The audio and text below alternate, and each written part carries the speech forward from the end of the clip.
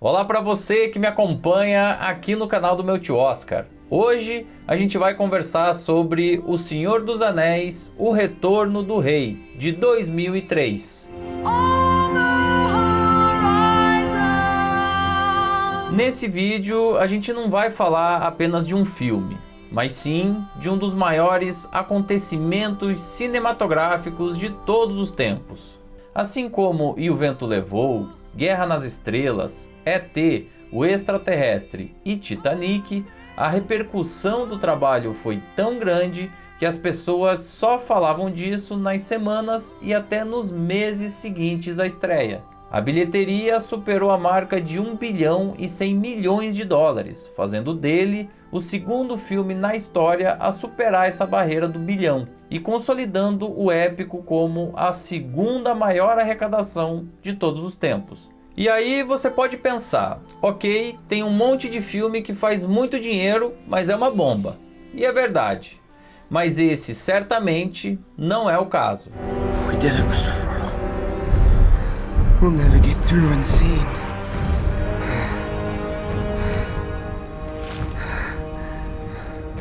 It's him. The Eye.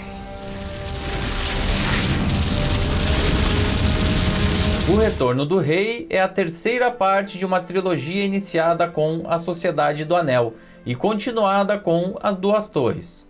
Os filmes foram lançados em intervalos de um ano a partir de 2001 e desde o início já atiçavam a curiosidade do público por serem adaptações da obra homônima escrita por J.R.R. Tolkien na década de 1950. Toda a produção foi rodada de uma vez só na Nova Zelândia, a terra natal do diretor Peter Jackson. Não só essa escolha reduziu alguns custos de produção, como ofereceu paisagens únicas para a história de fantasia. O custo total estimado para esse projeto foi de 300 milhões de dólares, uma empreitada arriscada para New Line, mas que acabou dando mais do que certo. Eu já analisei aqui no YouTube os dois primeiros filmes separadamente.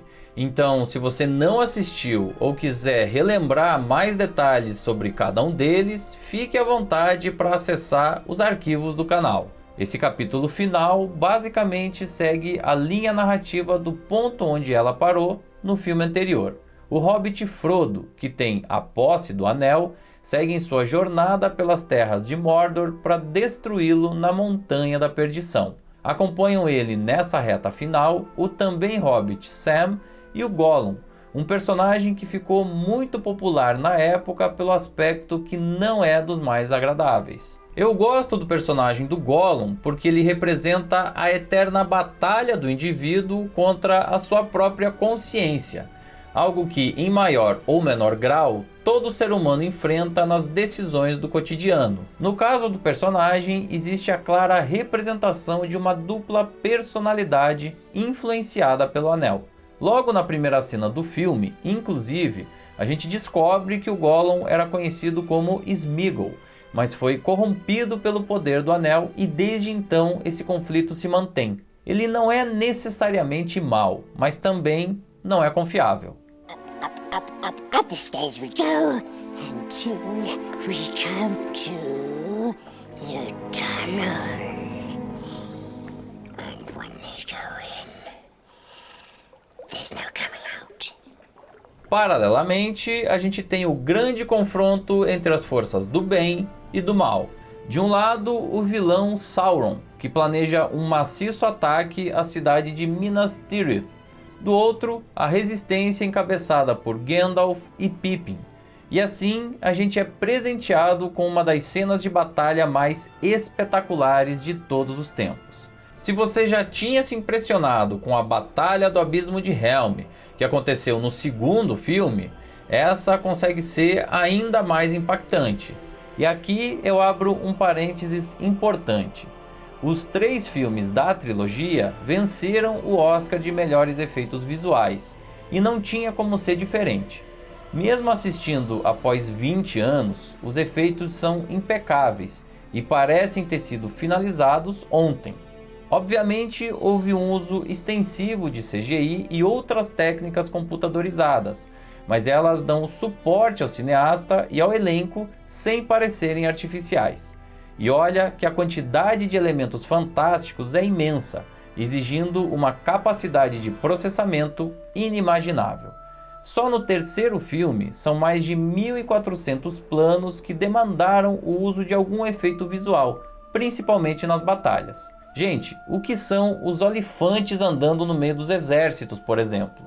E mesmo nos outros núcleos da história, os efeitos visuais continuam sendo cruciais. O personagem do Gollum só foi possível através de um sistema avançado de captura de movimentos, e a tensão da cena entre o Frodo e a Laracna não seria a mesma sem a excelência no desenvolvimento técnico e visual da aranha gigante.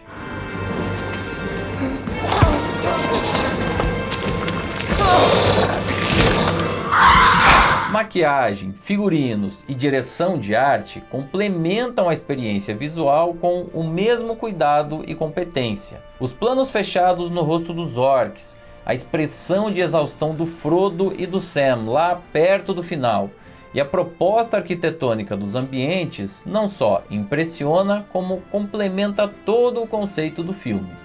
Tudo se encaixa, todas as equipes estiveram muito entrosadas durante o processo. Existe uma unidade visual e estética. Inclusive, é por tudo isso que eu defendo a tese de que, ao contrário de várias outras adaptações literárias, é virtualmente impossível dizer que O Senhor dos Anéis ficou devendo em relação aos livros.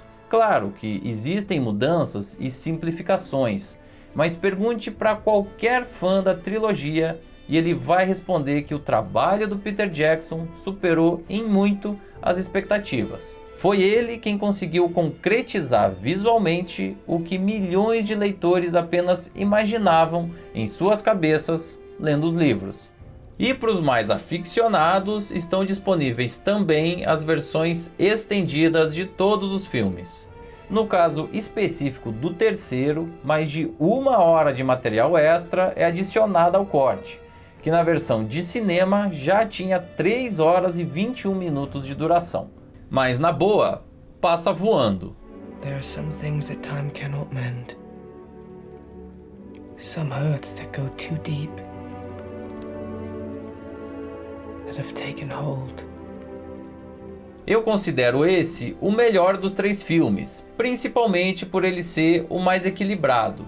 Os alívios cômicos estão nos lugares certos, o timing da edição é cirúrgico e o peso dos personagens parece mais bem equalizado. O Gandalf assume um protagonismo inédito que só faz bem a narrativa, ao passo que os hobbits expressam um amadurecimento condizente com toda a saga percorrida até ali. Muita gente critica o final supostamente longo demais, ou a existência de mais de um final, entre aspas. Eu até entendo as razões das opiniões, mas eu confesso que isso sinceramente não me incomoda. A gente tem que lembrar que esse é um filme com mais de 9 horas de duração, então o tamanho do final é proporcional. E tem um elemento que eu sempre gosto de frisar. Ainda que os filmes existam de forma individual e podem inclusive ser entendidos como tal, a experiência completa de O Senhor dos Anéis só pode ser compreendida plenamente se a trilogia for assistida em ordem cronológica. E o próprio Peter Jackson concorda com isso. It has a flow to it that you literally, can watch them all back to back, and they have a unity to them that I don't think you would have got anywhere close to that if we'd shot them 2 or 3 years apart. Toda essa excelência acabou rendendo ao filme algumas conquistas históricas nos prêmios da Academia. O Senhor dos Anéis, O Retorno do Rei, é o filme com o maior número de Oscars da história, empatado com Ben-Hur, de 1959, e Titanic, de 1997. Todos eles têm 11 estatuetas. Ao contrário dos outros dois, no entanto, A Fábula de Fantasia não perdeu em uma única categoria daquela cerimônia. Foram 11 indicações e 11 prêmios. Os filmes que chegam mais próximo disso são Gigi, de 1958, e O Último Imperador, de 1987, que também venceram em todas as 9 categorias em que estavam indicados nos seus respectivos anos. E se a gente levar em conta a trilogia como um todo, foram 30 indicações e 17 Oscars ao longo de 3 anos. Em outras palavras, é um filme grande demais para ser ignorado. E a premiere dele já dava sinais claros disso. Estima-se que quase 1/4 da população de Wellington, na Nova Zelândia, esteve nas ruas no dia do evento, que contou com grande parte do elenco e da equipe técnica. Aliás, depois da trilogia, o país passou a receber turistas do mundo todo, motivados pelas paisagens e pelos cenários vistos nas telas. E é óbvio que quando eu passar por lá, também vou querer dar uma visitada. Do you remember the Shire, Mr. Furlong? It'll be spring soon. Em 2012, uma nova trilogia baseada na obra de Tolkien e desenvolvida por grande parte da equipe de O Senhor dos Anéis foi lançada. O Hobbit, Uma Jornada Inesperada, foi lançado nos cinemas e teve um estrondoso sucesso financeiro, mas a recepção da crítica foi consideravelmente negativa. Ficou claro que o material original foi alongado demais, sendo muito mais efetivo para os fãs dos livros do que para o espectador em geral. E recentemente, em 2022, estreou no Prime Video a série O Senhor dos Anéis, Os Anéis de Poder, que foi produzida a obsceno custo de 700 milhões de dólares, fazendo dela a mais cara de todos os tempos. Em compensação, o sucesso foi tão grande, com mais de 100 milhões de espectadores, que a segunda temporada já está confirmada e em produção. Mas voltando ao filme, eu acredito que o segredo do sucesso desse capítulo final está na autenticidade. Peter Jackson e toda a sua equipe foram muito fiéis e cuidadosos com a obra original, mas entenderam também que algumas modificações precisavam ser feitas para que o produto ficasse ainda mais poderoso. E ficou. O filme que encerra a trilogia é um deleite não só para os fãs do livro, como para os cinéfilos dos mais variados, inclusive aqueles que torcem o nariz para os filmes de fantasia. Os números de arrecadação e a altíssima aprovação da crítica falam por si só, então só me resta concordar com todos esses adjetivos e dizer que a experiência de assistir a esse filme foi uma das mais impactantes da minha adolescência lá em Curitiba. The dead do not suffer the living to pass. You will suffer me.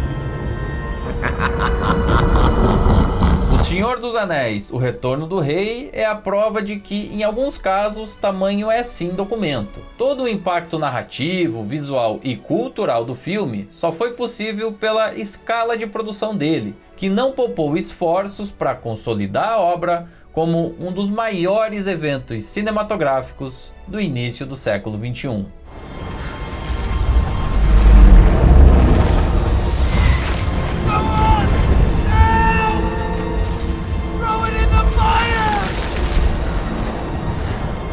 E me conta agora como foi a sua experiência com esse último filme da trilogia O Senhor dos Anéis.